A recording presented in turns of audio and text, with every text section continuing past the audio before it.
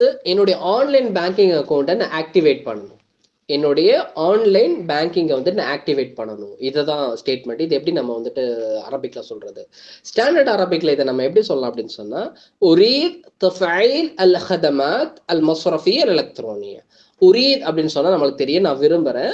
தஃபீல் அப்படின்னா செயல்படுத்தணும். தஃபீல் அல் ஹதமாத் சர்வீசஸ். அல் ஹதமாத்னா சர்வீசஸ். அல் ஹதமாத் அல் மஸ்ரஃபிய்ய. அல் மஸ்ரஃபியான banking, banking service. அல் மஸ்ரஃபிய்யா அல் எலக்ட்ரோனியா. எலக்ட்ரோனியா அப்படின்னு சொல்றது வந்துட்டு இன்டர்நெட்டுக்காக பயன்படுத்துவாங்க. ஓகேங்களா? இன்டர்நெட் பேங்கிங் சர்வீஸை வந்துட்டு நான் செயல்படுத்தணும். ஒரே தஃபீல் அல் ஹதமாத் அல் மஸ்ரஃபிய்யா அல் எலக்ட்ரோனியா. ஓகேங்களா? ஸ்லாங்ஸ்ல சவுதி ஸ்லாங்ல இதை எப்படி சொல்லுவாங்க அப்படின்னு சொன்னா, அபகா அஃஅல் அபகா அஃஅல் ஹதமாத் அல் பங்க் ஆன்லைன். அபகா அஃஅல் ஹதமாத் அல் பங்க் ஆன்லைன். ஸோ வந்துட்டு கிட்டத்தட்ட அதே தான். இங்க என்ன மாறுபடுது அப்படின்னு சொன்னா, அஃஅல் ஹதமாத் அல் பங்க் அப்படின்னு பயன்படுத்துறாங்க. மஸ்ரஃபிய்யா பேங்கிங் அப்படிங்கிறதுக்கு மஸ்ரஃபிய்யா அப்படின்னு சொல்லிட்டு பயன்படுத்துனாங்க.